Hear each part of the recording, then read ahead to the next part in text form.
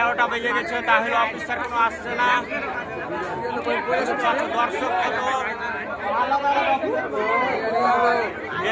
হিয়ারিংয়ে দর্শক কত বুঝতে পারছেন।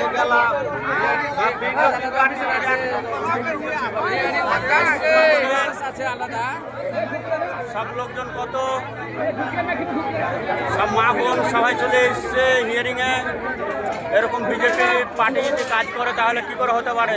তাহলে বিজেপিকে আমরা বরখাস্ত করতে চাই পুরো ভারতবর্ষ থেকে। আমরা তৃণমূল পার্টি আছে, তৃণমূল পার্টি চাই পশ্চিমবাংলা, বুঝতে পারছেন। আমরা কোনো বিজেপি চাই না ভারতবর্ষে। আমরা মোদী সরকারকে বরখাস্ত চাই পুরো সিট থেকে পুরো, বুঝতে পারছো। এই যে মা বোন পুরো চলে এসছে, মা বোনেরা সবাই আছে আমাদের, বুঝতে পারছো। এই যে পুরো জনগণ বুঝতে পারছো কত লড়াই হচ্ছে, বুঝতে পারছো। এই যে দেখা হচ্ছে,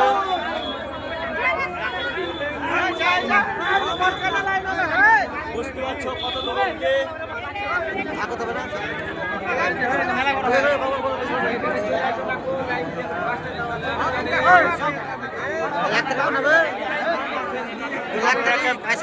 বুঝতে পারছেন এখন অব্দি অফিসার আসছে না।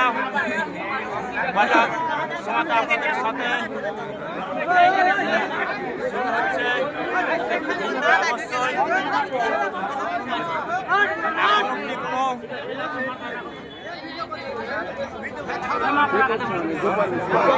এখন অব্দি কোনো গেট খুলছে না, বুঝতে পারছেন। দর্শক